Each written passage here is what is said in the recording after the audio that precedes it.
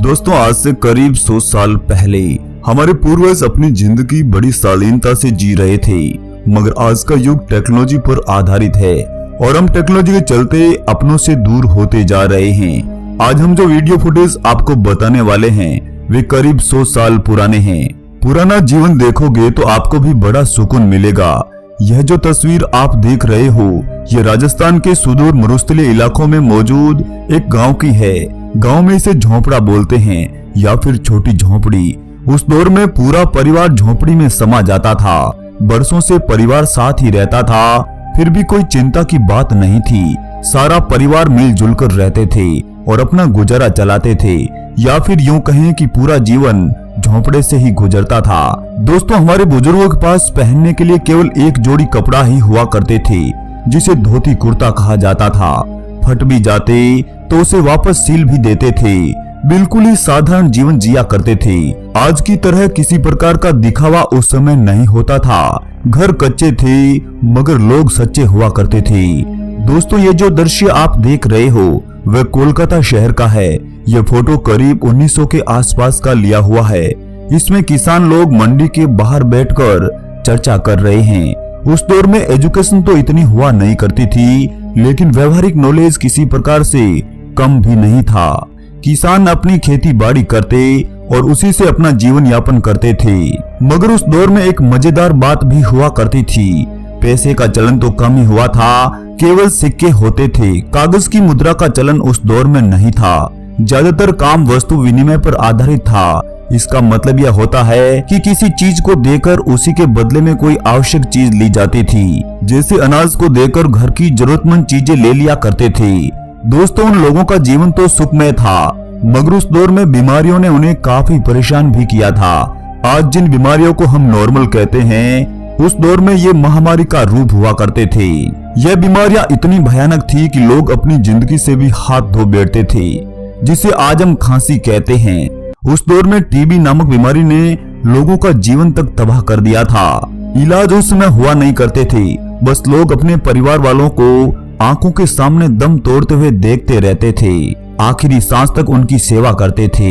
यह जो फोटो आप देख रहे हो यह गुजरात के एक गांव का फोटो है। इस फोटो में महिलाएं कुएं से पानी लाती हुई दिखाई दे रही है। उस समय पानी का स्रोत यह कुएं बावड़िया ही हुआ करती थी। महिलाओं की टोली जब साथ निकलती थी तो कुएं पर उनकी जमघट सुबह से लेकर शाम तक मची रहती थी। यह जो फोटो आप देख रहे हो राजस्थान की महिलाओं का है। ये महिलाएं घूंघट में नजर आ रही है। असल में यह उनकी मान मर्यादा का प्रतीक था, ना कि किसी डर से। ससुर और जेठ जैसे लोगों से ही महिलाएं इतना लंबा घूंघट निकालती थी। करीब 100 साल पहले मनोरंजन के साधन भी अजीब तरह के थे। गांवों के बीचों बीच में चौपाल और नुक्कड़ हुआ करते थे, जहां बुजुर्ग और बच्चे बैठकर कई तरह के खेल भी खेलते थे। ताश, जिसे पत्तों का खेल कहते हैं, उस दौर में एक खासा लोकप्रिय खेल था। पुराने दौर के बुजुर्ग तो आज भी इस खेल में बड़े माहिर होते हैं। ये लोग दिन भर जी जान लगाकर खेतों में काम करते और फिर शाम को अपनी थकान मिटाने के लिए परंपरागत खेलों को खेलते थे। कुछ खेल तो आज भी काफी लोकप्रिय है, जैसे कबड्डी का खेल। बच्चों के लिए एक सतोलिया नामक गेम भी हुआ करता था, जो उन्हें बेहद प्रिय था।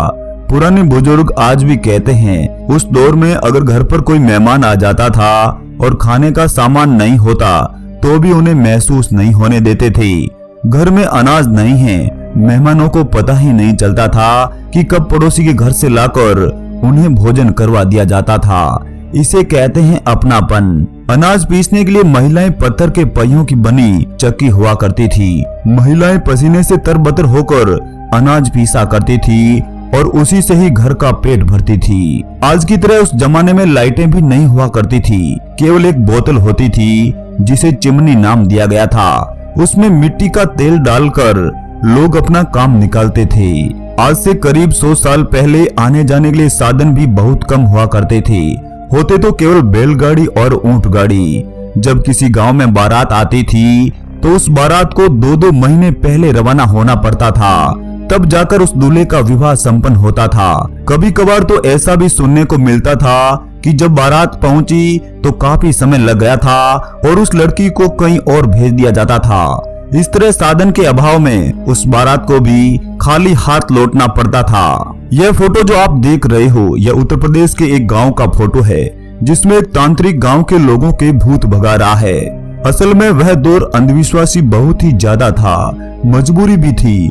पढ़ाई लिखाई तो उस समय में नहीं हुआ करती थी और न ही कोई इलाज। मजबूरन गांव के लोगों को इस तरह के तांत्रिकों का सामना करना पड़ता था। उन्हें पता है इस तरह की बीमारियों से तो लोगों को जाना ही पड़ता है, क्या पता उस तांत्रिक की कोई शक्ति काम आ जाए। दोस्तों, उस दौर में हमारा भारत अखंड भारत था, क्योंकि उस समय जो आसपास के देश थे वे भी भारत ही था। आज तो काफी देश हमसे अलग भी हो गए हैं। उस समय की जनसंख्या महज 24 करोड़ ही थी।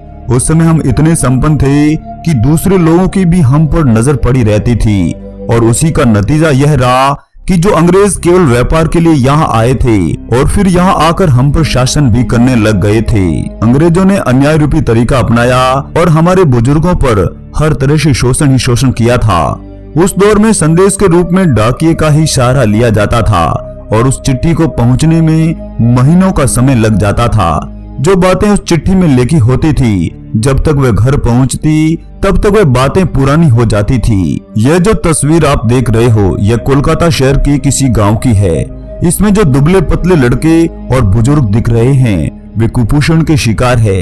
असल में उस दौर में अकाल खूब पड़ते थे, लोगों को 2 वक्त की रोटी भी नसीब नहीं होती थी और ऊपर से बीमारियों ने उन्हें पूरी तरह अपनी चपेट में ले लिया था।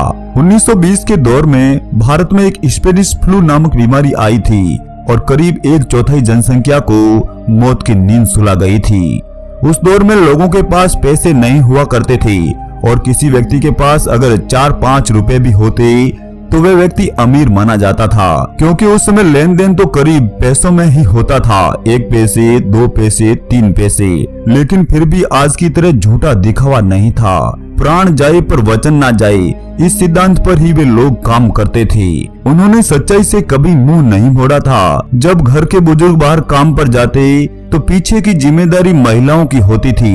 ये महिलाएं बच्चों को नहलाना, पशुओं का ध्यान रखना और घर पर दूध से ही दही बनाने का काम भी करती थी।